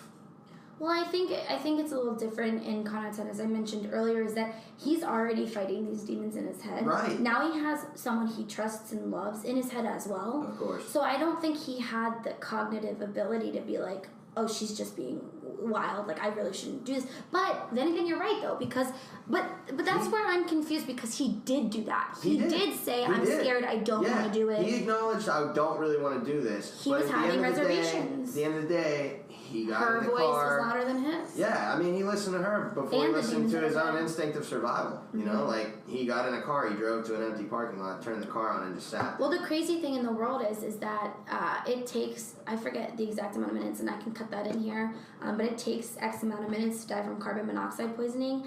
He got out of the car and had to start the process all over again, because once you have fresh air, That's it another starts thing I all wanted to over mention. again. There was clearly some hesitation, some qualms on this kid's part, at least up until the last minute when he Oh, absolutely. passed out. I have lots of opinions of everything that was just said. Hit it, yes, Yeah, please. hit us let's with go. it. You're This looking is at the me kind point. of like, all right, let's do it. Hit us with and I have more questions as well. I'm gonna so- start from the beginning. Yes. So yes, Matt is correct in the fact that like high school, middle school is hard. Kids are mean to each other, and they're always going to be mean to each other. But there are definitely And technically, he's an adult. He was 18. He was 18. yeah. But That's there's true. definitely levels of that. Like kids pick on each other. Can we Yes. do anything about it? No. We can teach our kids that that's wrong, but like they're still gonna pick on each other. But can they vandalize our houses? No. No. Can there's They just beat like up there's people. different levels of it. Yeah, and we were absolutely. talking a little bit about 13 Reasons Why, which I just want to say I'm a 13 Reasons Why advocate. Read the Agreed. book, watched the series, have lots of opinions about it. And in that, I need to people, watch that, by the way. yeah, You do. I really do. I have to watch we the can whole watch it thing. together. Yeah, we'll talk You about can it. give me some opinions. Let's do like a podcast, like. I love it. And in that, one of the opinions is that the 13 tapes she made was to say that it was other people's faults that she was killing herself. The way I viewed it was that this girl killed herself and she just wanted everyone to know why. 13 reasons why Yes. I killed myself. Yes. So in her story, she just wanted to say, these are all the things that led me to kill myself. And the People kids took it as- and the kids in the show didn't want the tapes to get out because some of them actually did crimes on, like there was a rape in there. So like, Oh. you know what I mean? So Oh, okay. that's some people like won't see it because they're like, oh, it's advocating for suicide. But I'm saying watch it and I form your own agree. opinion. No, I think honestly we need to talk more about it in open dialogue, and I'll get into that. Please finish. But yeah, I wanted to say more about that. Go ahead. Also, I think an aspect of this that we're missing is the Romeo and Juliet aspect. These kids were quote unquote in love. This boy was how old? He was 18. 18. Yeah. This girl said that they were end game. Now, if they actually ever said that, I don't know. But if the two of them felt that they were in this for the long run, Maybe She they texted did. to her friends for sure. Yeah. but if he was truly in love with her in this kind of abusive, weird, Abusive is a really good word. Controlling. A Yeah. really good word. I didn't think of it as And- abusive, but it is and, abuse. and if you know anything about abusive relationships, which I happen to know a lot about abusive relationships, I had a program in high school called Dating Beyond Control, in which I taught people the warning signs of dating violence and how to deal with it. These kids were basically in a manipulative, codependent relationship. So the reason he was so, I guess the reason he wanted to text her and was so willing to look at all of her text messages is because he was, at this point, brainwashed in love with her Yeah. and was going to do whatever she Codependent. told him to. Yeah. And he didn't see it as a bad thing because this girl loved him. You know, why do girls stay with abusers? They Right. love them. That's you a know, good- that's a really good He was point. never scared of her. This was Yeah. a girl that understood something about him that no one else did. Something that he couldn't even talk to his mother about. Can I ask you a follow-up question? about that? Absolutely. Wait, this is exactly great. what I want this to be a podcast. I love it. I love it. Why do you think he expressed misgivings about it then?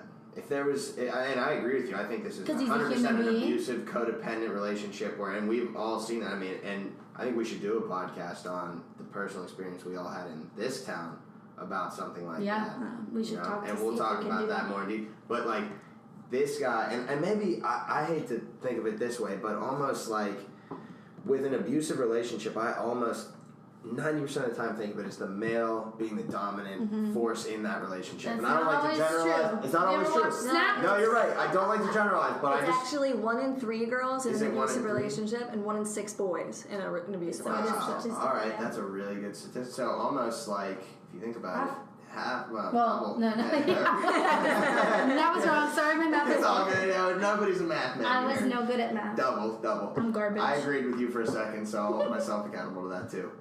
But yeah, I just thought, I always think of it as like, you know, at some point the guy should have snapped back to reality, but I guess there really is not. There's some point where you're so far gone, Well, I guess, where... you posed a question. You said, why did he have reservations? Why did he get out of the truck? And yeah, I think he the got out answer of to the truck, that you is, know, a lot of text messages indicated he was nervous. I think the answer to that is because he's a human being. Mm-hmm. Death is final. You know, no one knows what happens when you die. It's, And he's an adult. This isn't a kid. he has he's the 18. cognitive ability to He's- realize that yeah. this is a final decision. This is a decision and for life. and I'll never, obviously I'm still here, so I've never committed suicide, and I've never thankfully had anyone super close to me commit suicide. Though I do have acquaintances who have.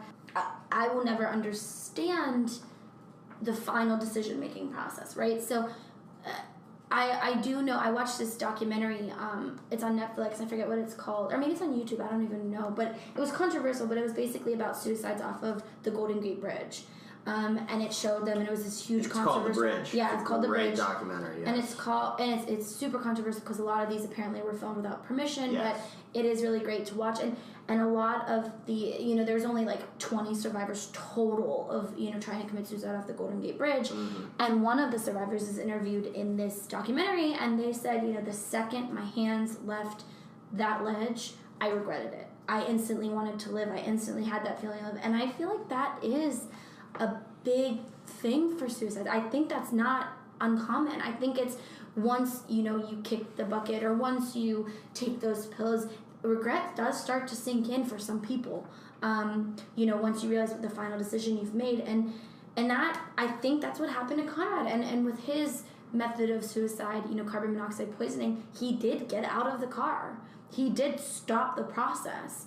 And say, that's like, taking pills and then immediately calling a hospital. I feel like it's almost the same. But for whatever reason, the demon's in his head and then the demon's on the phone with him, which I will say I feel like that was a very demonic thing to do on Michelle Carter's part. We're convincing him to do it. Now, another question. Yeah, because we have no idea what she said on that 20-minute phone call. Which I wish they could pull. Yeah, I wish we could pull that Which out. is kind of sick because apparently a lot of it is just like moaning, unfortunately, and all of that craziness. But so do we think in this case that the judge wants to sentence Michelle because it isn't illegal in Massachusetts where they live to convince someone to commit suicide, which I don't get. But do you think the judge wants to use Michelle as an example to show that convincing someone to take their own life is not a game? It's not something to be taken lightly. It's something to be taken seriously and punishable by law, even though the law doesn't necessarily exist. Do you think that was Well, if what he's the- trying to make an example out of her, he's He's doing a not. bad job. I mean, Yeah, he gave her exactly. 2.5 years in jail, of which she's spending 15 months in jail. If that happens. If She has an Because she's appeal a coming cause, yeah. up, so... So I did ask a couple of my friends on Facebook these questions, and one of my friends, Jess, in response to that question said, I thought it was sickening the judge used the grieving mother's own words and then granted her the stay. I think they're trying to make an example, but I'm not sure what the example is. Pressure someone into killing themselves, don't accept your sentence, get off with an even later sentence. I have no idea why the judge approved that motion. She was lucky with what she got and she should have accepted it. So basically she's referencing to them fighting it. So she got the sentence and they immediately filed an appeals hearing, which they're waiting for, and which the judge said she does not have to go to jail until that is over. I'm not exactly sure how that works, but I thought that was interesting. And do you think they're, do you think because they're kind of making up a law, I guess, for this particular case because of the state it was in, that they're using her as an example? Or do you think, I agree with Hannah, whereas they're doing a shit job because they're saying, okay, you'll be charged, it's going to be a media sensation, people are going to hate you, but there's a good chance you're actually not ever going to serve any time and you're off free. And yeah, slap on the wrist, someone's dead now, they'll never have, a chance at a life, a family, anything, any future. You just get a slap on the wrist and Well, that's how it. do we really negotiate between what's fair and Life. I think she should go to jail. 100%. She was up for 20 years. She was up for 20 years, exactly. So I think that might have been a heavy punishment, but at the same time, 20 more years than Conrad would have got. Yeah, it's 20 more years than he'll be on this earth. But I think that absolutely the judge was trying to make an example and did a poor job of doing so. Trying to point out that although it's difficult in the case because, like you said, there is no law in Massachusetts prohibiting somebody from encouraging suicide, assisted suicide, but not encouraging suicide. So, where do you draw the line there? Pull the plug until that last second and then let them do it themselves? Is that I don't know. But I think the judge might have come up short here on both aspects of punitive measures of trying to find a fair sentence and even of just making an example out of her, Doing a poor job of it. yeah. I mean, she'll be a pariah for the rest of her life, no doubt about that, So that brings us, I think we've kind of answered this question, but that brings up the question, do you think that you can be accountable for ending someone's life or assisting in doing so even if you are not physically there? And on top of this question, I had another question, because I think that applies to even bigger cases like Manson, which we're going to cover. He was not physically at that crime scene when it took place. I don't know if he visited after. He did not. But, or, the Unabomber, he mailed things. He was not physically there. There's a million other cases where the perpetrator, what do they call it when there's a mastermind behind the crime and they have their little minions do it, and then the mastermind gets the brunt of the crime. Even if they weren't there. There's different statutes for it, but I mean, you can charge somebody. Like Manson was charged with, and we'll talk more about that when we talk about his case. But Manson was charged with conspiracy to commit murder, which means he basically came up with the plan, told them what to do. But isn't that kind of what Michelle Carter did? I mean, it's a essentially, stretch. yes. It's like a stretch. different level for sure. Suicide and then actually murdering people is very different. But she came up with the plan. She did She tell him told about him the to generator. get the generator. She even told him that different ways even beyond the generator. She said stuff about hanging. She said stuff about poisoning himself. She, wouldn't that be very similar? Do you know how he originally tried to kill himself? Pills. Okay. He overdosed on the what was it called? You're the one who granted me. Which is like Tylenol, right? It is, yeah. It's like I taking didn't know you could overdose. Yeah. Tylenol. If you take the whole bottle. So do you guys think that because I know this is a big argument for Okay. assisted suicides for medical reasons, which we could talk about a whole different time.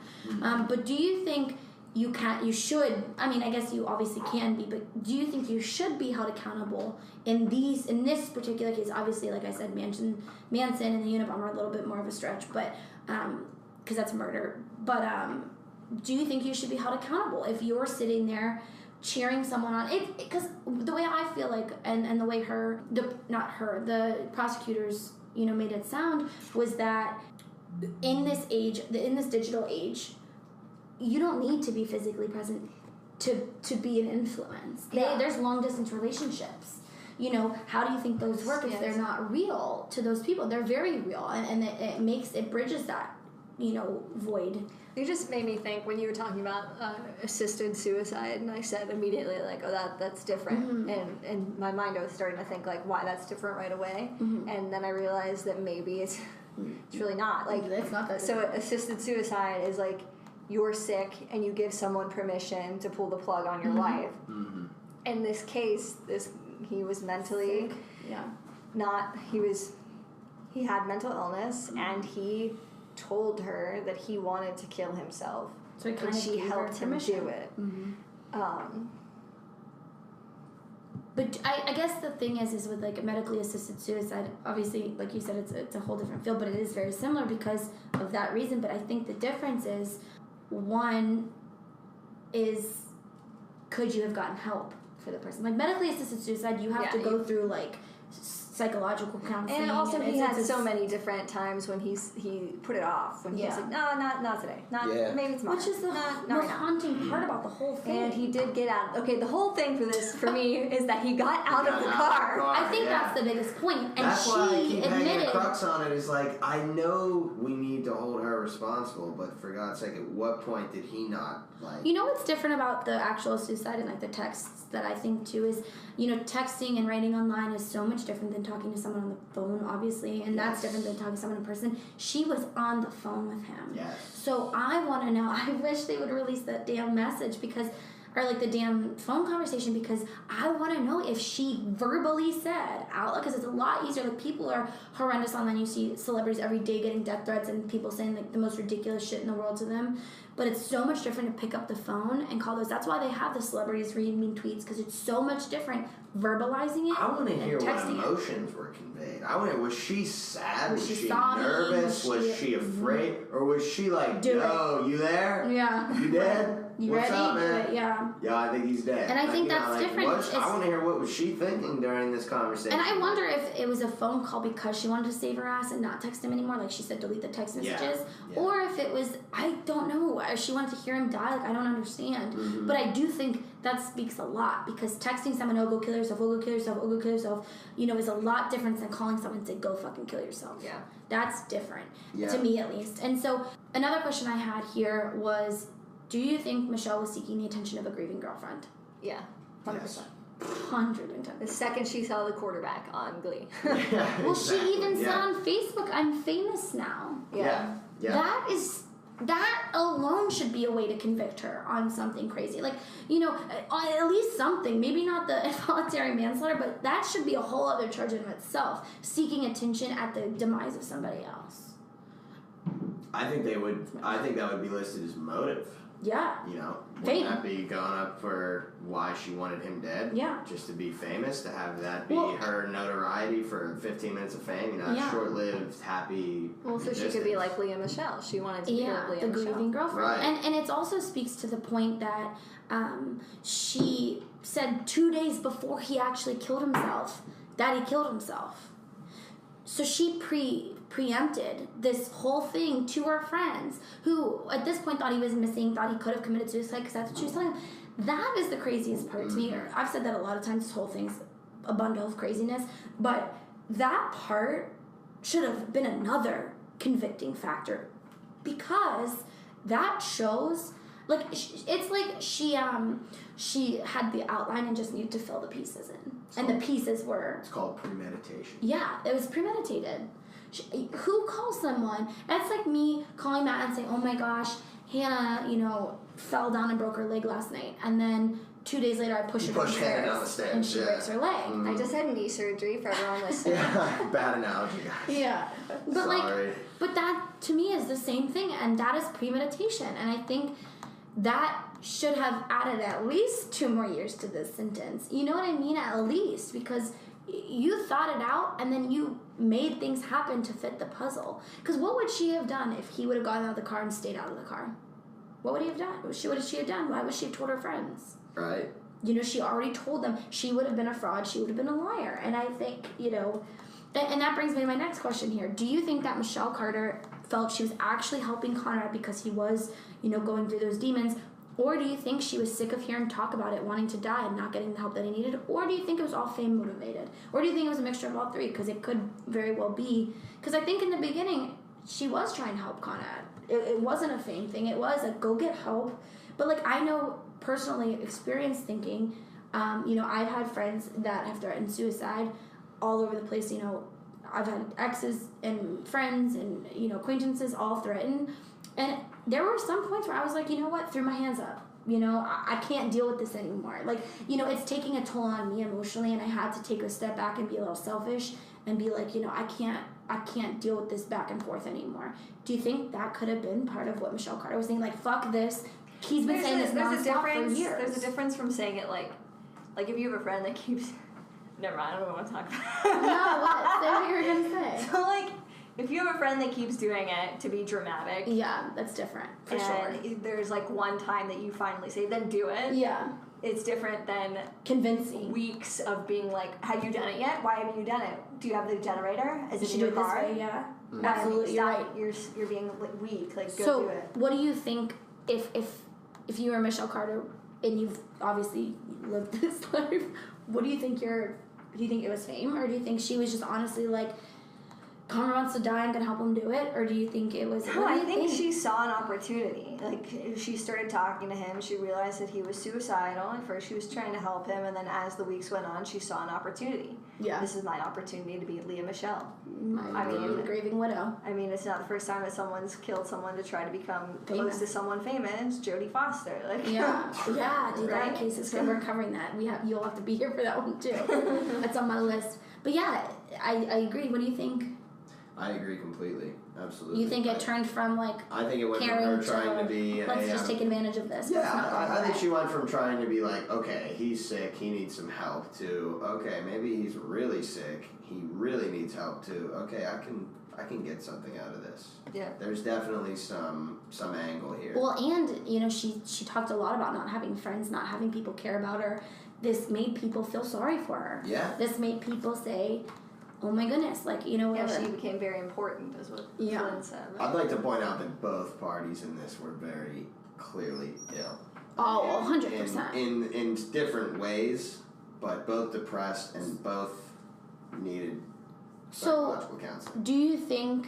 I don't really know. Is she up for like psychological counseling or was she evaluated by a psychologist? I couldn't tell you that, to be honest. I don't know if they've got that far, though. If a though. state psychiatrist spoke with her before the trial, we could find that out online. Well, they also didn't try to say she was insane or anything. You're right, and that's very confusing too. Because like if they, I guess they spun it a whole different way. They didn't want to say that she was insane. Like I said, at the beginning of us talking about what we believe, I asked my Facebook friends for some of their opinions, and I wanted to read some of the feedback that they had allowed me to share, and then maybe get your guys' feedback, because they are lengthy and they're very interesting takes. I've read them. Yeah, so my friend Kelly, who I went to school with, wrote, too lenient.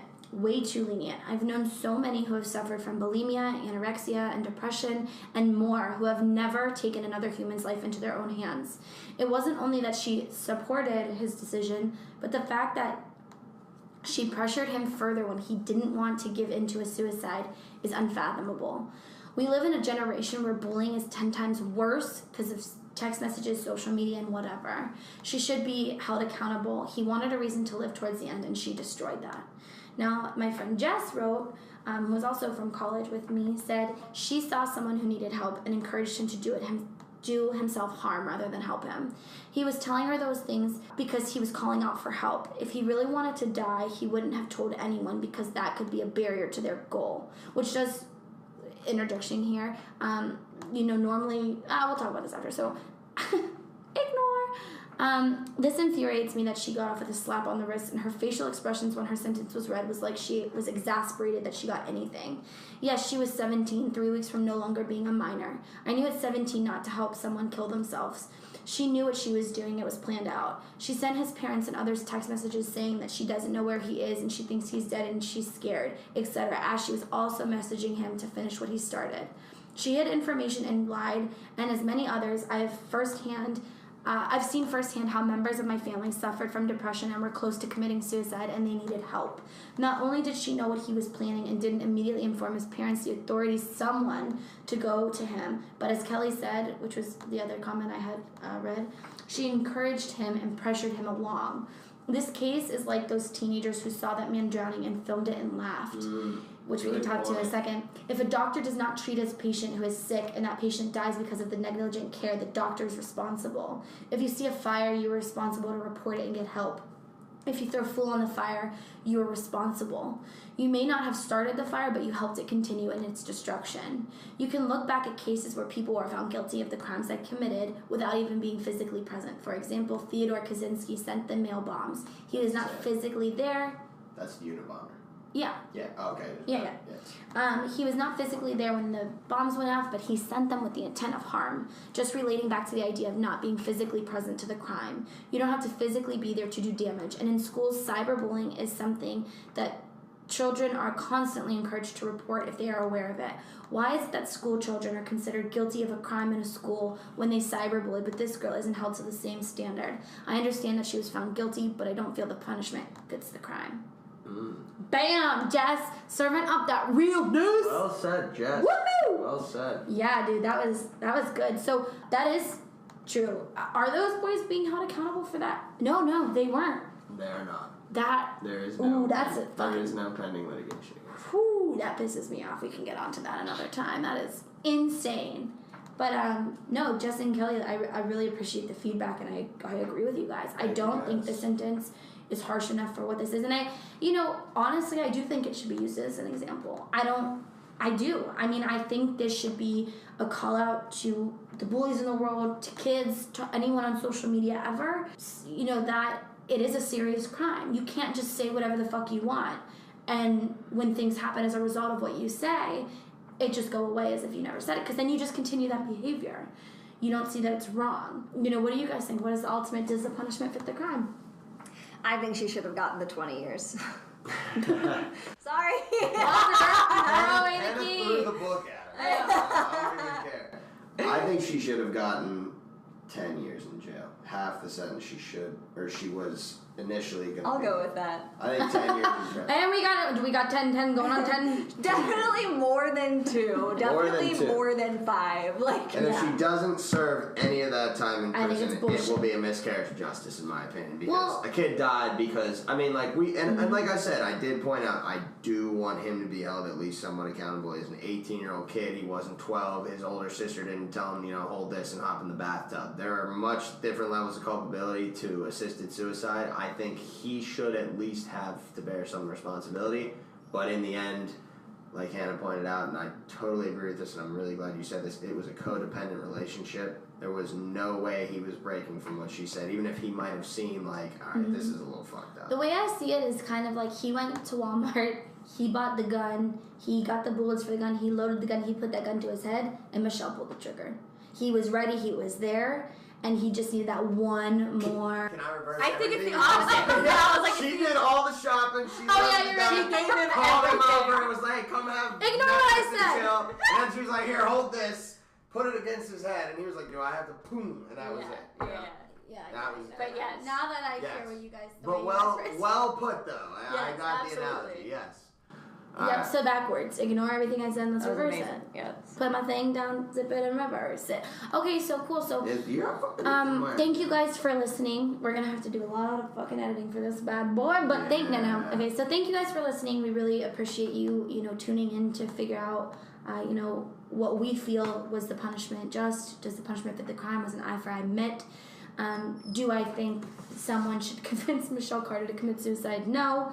Do I think she should be in jail and get at least in a psychiatric facility for a while? Yes. I think there was no stable party in this whole scenario.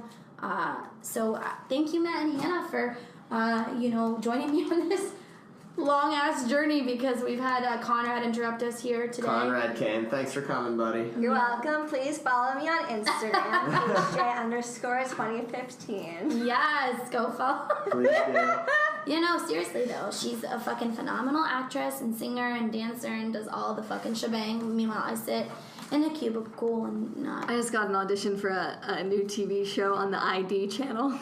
Oh, What? So are you serious? Sirens Media is now casting a new true crime series for ID entitled Spotless. So this is it. Oh my god. We're all gonna go. Send them this tape. You'd be playing the role of Katrina Smith, the victim. Ooh. Shut up. That Wait, sounds Hannah, if you don't do that, I'm intriguing. gonna punch you right in the I'll be face. pissed I have to make at an audition tape. All right, so Ooh. thanks again for checking us out.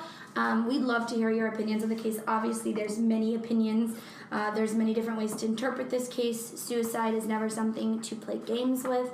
As far as reaching out to us for opinions, our email address, if you want to share your thoughts, opinions, anything that you want to be read on the air, we'll definitely do update shows. Or even just mention this at the top of the show, the next show. Our email is iforipod@gmail.com.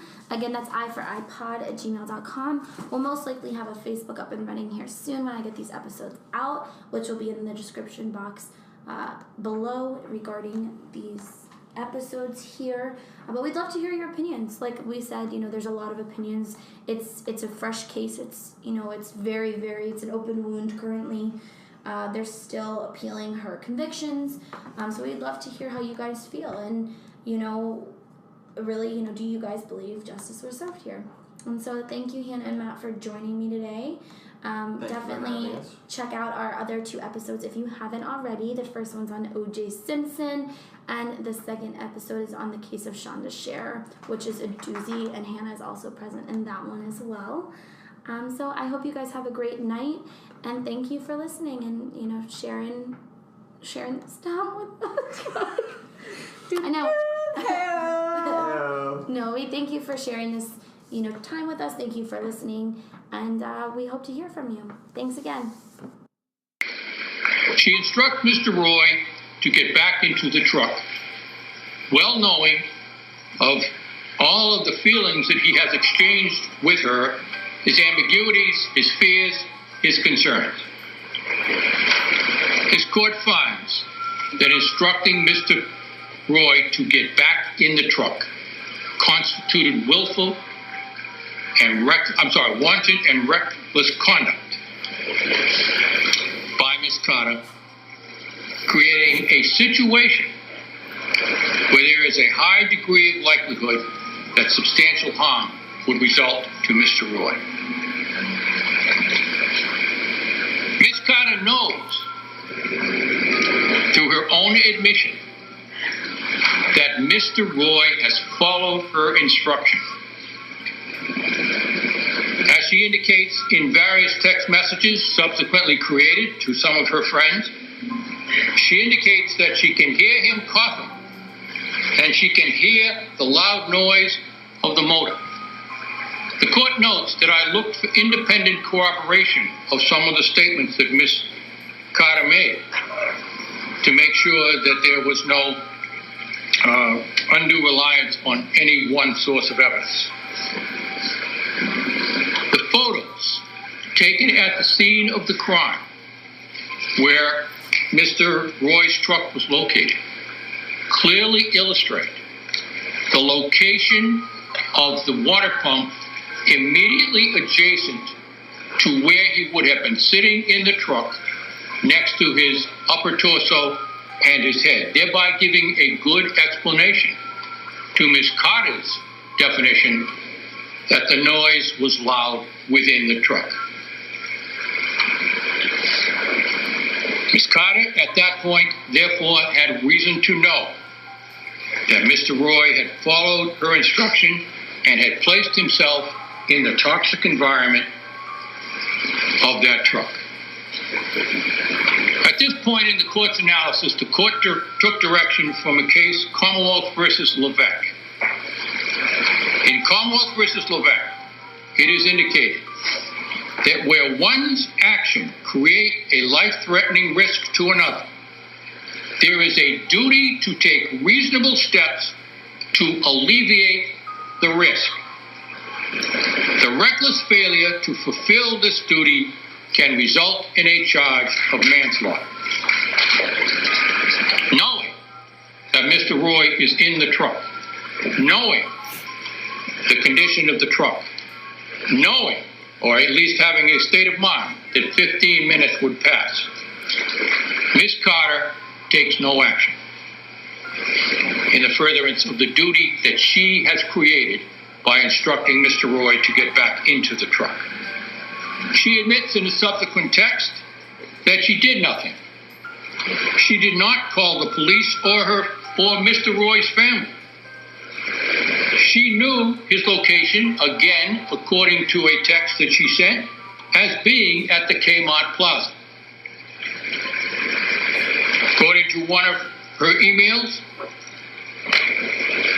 and other credible evidence, according to other credible evidence, the police officers who testified,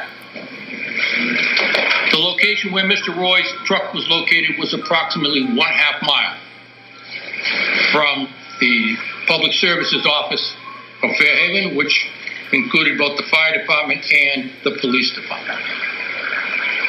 She did not notify his mother or his sister, even though just several days before that, she had requested their phone numbers from Mr. Roy and had obtained them, and had opened a line of communication with Camden Roy on, I believe, July 10th, but just a few days before the events in question. She called no one. And finally, she did not issue a simple additional instruction: get out of the truck. Consequently, this court has found that the Commonwealth has proven beyond a reasonable doubt that Ms. Carter's actions and also her failure to act, where she had a self-created duty to Mr. Roy since she had put him into that toxic environment, constituted each and all wanton and reckless conduct. And this court further finds that the Commonwealth has proven beyond a reasonable doubt that said conduct caused the death of Mr. Roy. This court does not find that the intentionality necessary for such wanton and reckless conduct is obviated by Dr. Bragan's theory of involuntary intoxication, in that the court did not find that analysis credible. Ms. Carter, please stand. This court, having reviewed the evidence and applied the law thereto, now finds you guilty on the indictment charging you with the involuntary manslaughter of the person Conrad Roy III. This court further finds that the Commonwealth has proven beyond a reasonable doubt that you are a youthful offender and you are a Judge Scholl at this time. You may be seated. That verdict is now recorded and it is in writing as well. Commonwealth, do you wish to be heard? The Commonwealth moves for sentencing, Your Honor. Pardon me? The Commonwealth moves for sentencing. Sentencing is not appropriate at this time. Chapter 119, Section 58 requires that a pre-sentencing report be prepared and given to the judge before sentencing can be imposed. Understood, Your Honor. With that, the Commonwealth would ask that Ms. Carter's bail be revoked and she be taken into custody. And the basis for that request? She's now been convicted of a felony, and clearly she's a danger not only to others, but based on the testimony, to herself. All right. Thank you. Mr. Cataldo, Mr. Madeira, do you wish to be heard on the Commonwealth's request? Yes, I ask you not to revoke the bail, Your Honor. This case has been pending for a couple of years now. She showed up each and every time. She's obeyed the conditions, all the conditions that she had of her release, and I do not think that the evidence shows that she is a danger to the public if she's released. Mr. Cataldo, are you willing to inquire of your client as to whether she has a passport? Yes, one moment, please. No, she does not have a passport. All right. Your Honor. The court notes that, as Mr. Cataldo points out, this case has a long history. To my knowledge, Ms. Carter has never failed to appear. When she was interviewed by the police at the King Philip Regional High School, she was cooperative with that interview. She was cooperative with allowing the police into her home. I believe that revised conditions of bail release will suffice to secure the concerns of the Commonwealth, as well as to allow for the completion of the sentencing report before it is done.